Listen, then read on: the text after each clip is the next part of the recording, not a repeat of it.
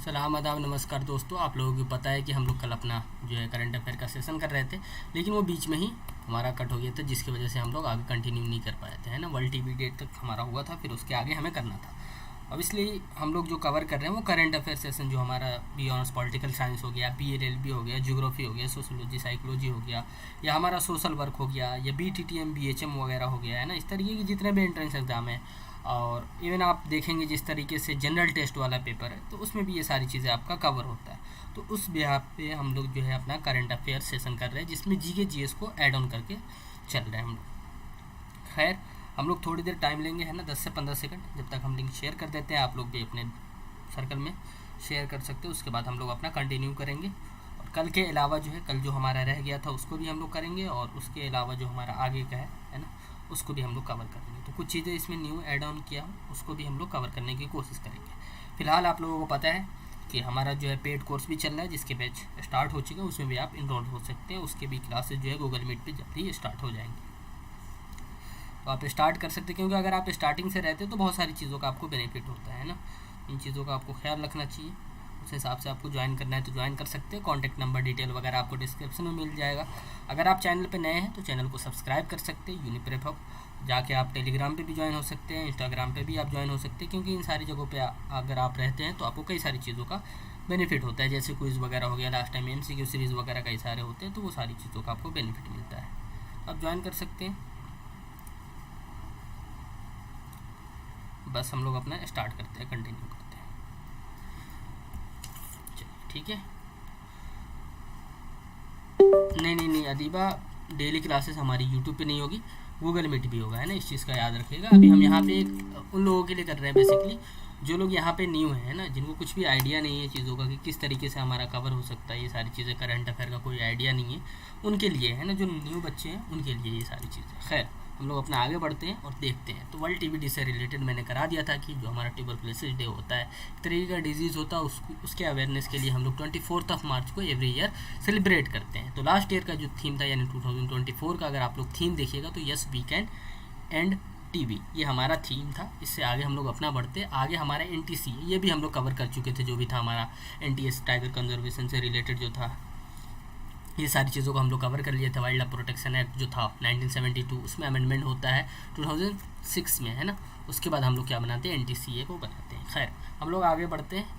आगे जो है ये भी हम लोग बात कर चुके थे, India France carry out the mega Naval exercise, है ना। तो इसके बारे में हम लोग बात कर लेते हैं कि अगर देखिए यहाँ पे इंडिया और फ्रांस के बीच में कई सारे नवल एक्सरसाइज होते हैं या मिलिट्री एक्सरसाइज होता है। मिलिट्री एक्सरसाइज हमारा क्या है, एक वेरी वेरी इंपॉर्टेंट पार्ट माना जाता है, जिसपे अगर आप देखिएगा PYQ, उसमें आपको पता रहेगा कई सारे एक्सरसाइज से रिलेटेड क्वेश्चन पूछता है। कई बार तो ये पूछ लेता है कि नाम दे देता है पर्टिकुलर, और ये कौन से स्टेट में हेल्ड हुआ है। इस तरीके की चीज़ें आपसे पूछा जा सकता है। लास्ट टाइम भी मैं कई सारे यहाँ पर कवर कराया था, और इस साल भी मैं कवर कराऊंगा ही कराऊंगा, जो भी अपना एक्सरसाइज वगैरह मिलिट्री एक्सरसाइज से रिलेटेड रहेगा। अब मिलिट्री एक्सरसाइज 3 टाइप्स के होते हैं, है ना, लेटरल, बाईलेटरल, उसके बाद में हमारा अलग अलग टाइप का हमारा जितना भी मिलिट्री एक्सरसाइज, उन सारी चीज़ों को हम लोग कवर करते हैं ना।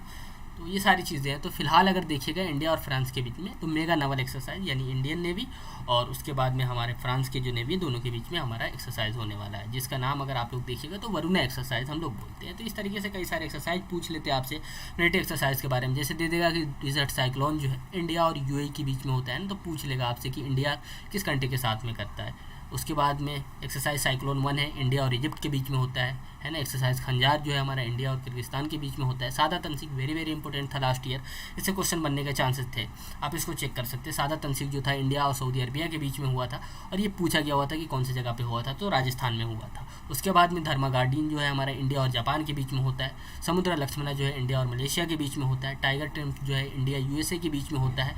उसके बाद में कई सारे और भी एक्सरसाइज, जैसे एक्सरसाइज साइबर सुरक्षा, है ना, इंडिया के बीच में होता है, यानी ये हमारा डोमेस्टिक मिलिट्री एक्सरसाइज है। इस चीज़ के बारे में पता होना चाहिए। तो इस तरीके से कई सारे मिलिट्री एक्सरसाइजेज होते हैं जिसको हमें कवर करना पड़ता है। खैर, उसके बाद में अगर बात कीजिएगा तो इसमें क्या क्या चीज़ें हमारी हो रही है, तो अगर देखिएगा तो इंडियन नवल शिप जो है हमारा Tabar conducted a maritime partnership exercise MPX with the Spanish navy ship Atalaya in the Mediterranean sea, है ना। तो जो भी मैं यहाँ पे रिसेंट में जितने भी इस तरीके के एक्सरसाइज हुए मिलिट्री एक्सरसाइज, उसको मैं कवर कर रहा हूँ। तो इस तरीके से जो भी होगा डिटेल में आपको कवर करना पड़ेगा। तो ओवरऑल आपको जितना भी है ना, जैसे आज से आप अगर अपनी तैयारी स्टार्ट कर रहे हैं तो अभी से लेके जो एग्ज़ाम तक के आपके जितने भी मिलिट्री एक्सरसाइज आते हैं उन सारी चीज़ों को आपको रिकैप करना रहेगा, है ना। इस चीज़ के बारे में याद रखिएगा। मैं इसी के लिए इन सारी चीज़ों स्लाइड्स को आप लोगों के सामने लगाया हुआ है, तो इस चीज़ के बारे में याद रखिएगा। खैर हम लोग आगे बढ़ते हैं। इंडिया और यूएस के बीच में क्या हुआ है कि swap turn Biden to host quad summit. अच्छा ठीक है, क्वाड समिट को लेकर हुआ है कि क्वाड समिट जो है इस साल जो अगर होस्ट की बात आएगी तो यूएस कर रहा है ना। तो ये दोनों के बीच में, इंडिया और यूएस के बीच में ये डील हुआ है।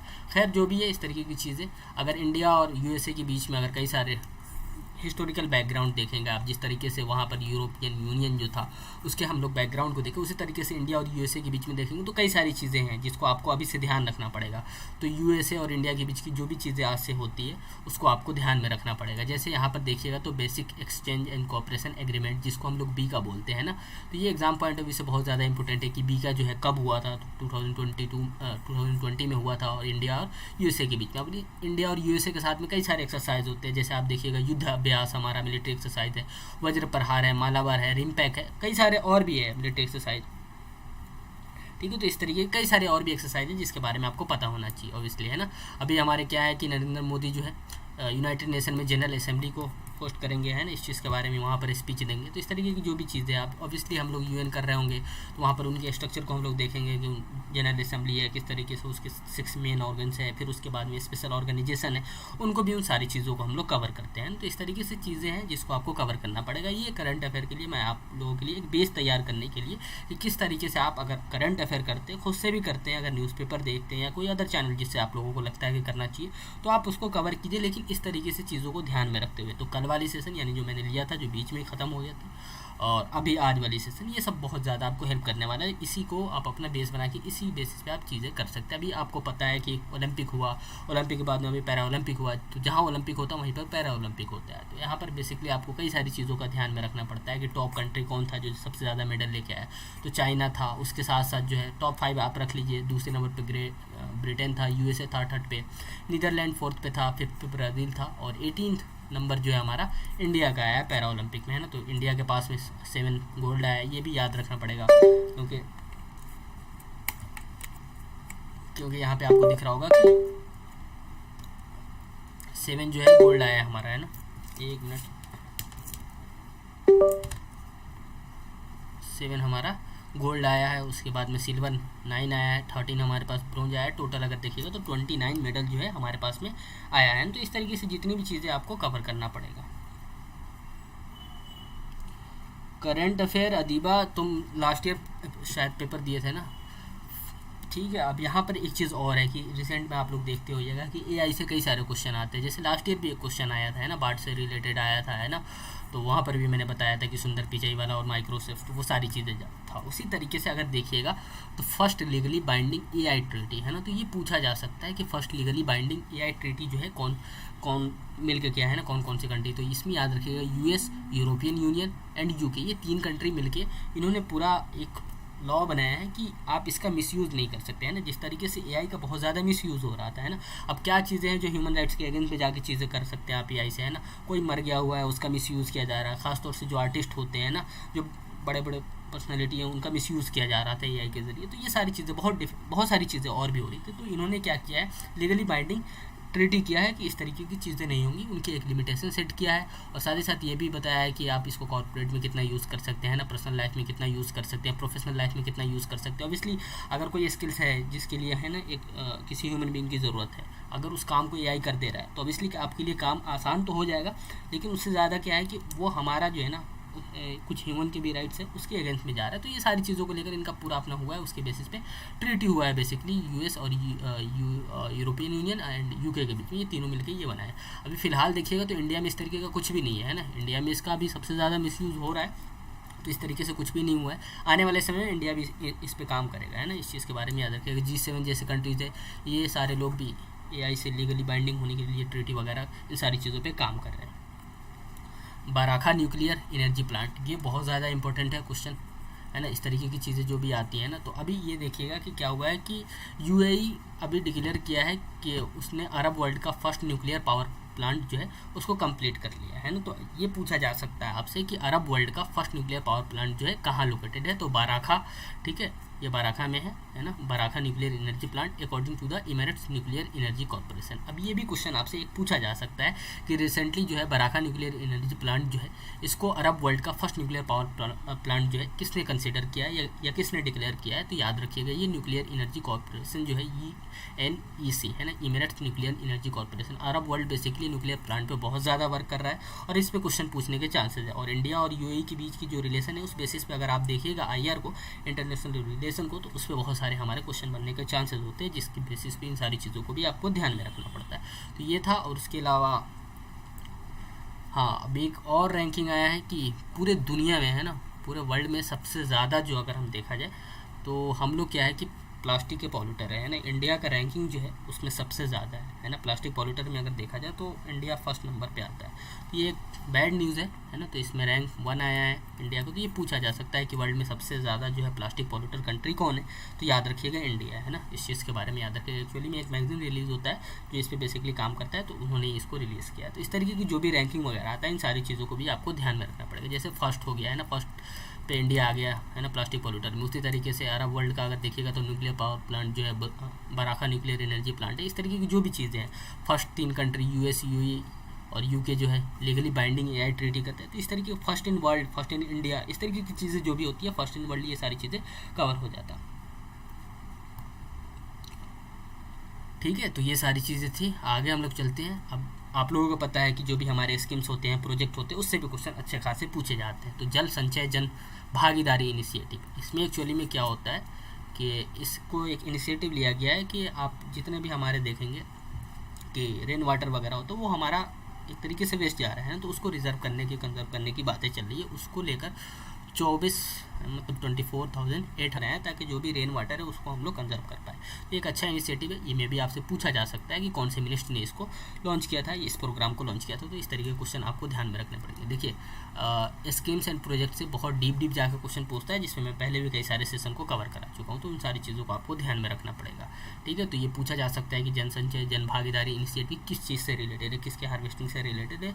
इस तरीके से आपसे क्वेश्चन बन सकता है, क्वेश्चन आपसे पूछा जा सकता है। इन सारी चीज़ों को आपको ध्यान में रखना पड़ेगा। खैर चलिए, ये था हमारा करंट अफेयर का सेशन, जो एक बेसिक आपको कल वाला भी अगर आप देखेंगे तो उससे भी कई सारी चीज़ों का आपको आइडिया लगेगा। अभी वाला जो है वो भी आपके लिए इंपॉर्टेंट है।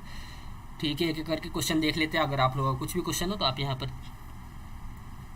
पुट कर सकते हैं। सर डेली क्लासेज यूट्यूब पर होगी नहीं, अदीबा डेली क्लासेज जो है यहाँ पर नहीं होगी। उसके बाद में ठीक है, ये वालिदा मंजू, ठीक है, तुम अपना चिट चैट कर रहा हो। सर कितने मंथ का करने होते हैं मैक्सिमम? देखो मैक्सिमम अगर अभी से तुम लगे हुए तो मैं तो तुमको बोलूँगा 8 to 9 मंथ मिनिमम, इतना कर सकते हो। इफ्तिकार बिल्कुल जियोग्राफी से रिलेटेड भी यहाँ पर सारी चीज़ें हैं। B55 जो पेपर है वो सारी चीज़ें, हाँ जियोग्राफी की कुछ चीज़ें चेंजेस हुए, जैसे साइकोलॉजी कुछ सेक्शन जो है हमारा वो कवर करना पड़ेगा NCERT से, जियोग्राफी के कुछ पोर्शन को हमें कवर करना पड़ेगा। वो सारी चीज़ों के लिए नोट्स प्रोवाइड कराया जाएगा, सारी चीज़ें आपको कराई जाएगी, है ना। तो कोई भी यहाँ पर अगर ज्वाइन करना चाहते हैं कोचिंग तो 8851474902 आप इस नंबर पे कांटेक्ट कर लीजिएगा, सारी डिटेल आपको प्रोवाइड करा दी जाएगी। और फिलहाल जो है आप इसी चैनल पे लाइव वाला जो सेशन है, उस लाइव वाले सेशन में 10-12 लाइव को ज़रूर देखिएगा, तभी जाके आपको कुछ आइडिया लग पाएगा कि क्या चीज़ें यहाँ पर चल रही है और क्यों हमें कोचिंग ज्वाइन करना चाहिए। और किसी का कोई भी क्वेरी हो आप कर सकते हैं। चलिए ठीक है, बाकी जितने भी लोग यहाँ पर नए हैं चैनल को सब्सक्राइब कर सकते हैं ना, यूनिप्रभा को सब्सक्राइब कर सकते हैं आप।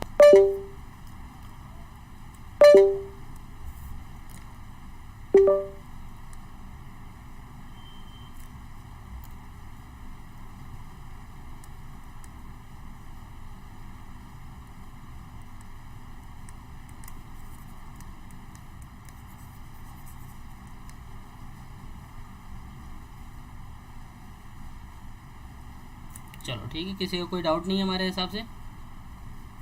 चलिए ठीक है, वेरी गुड।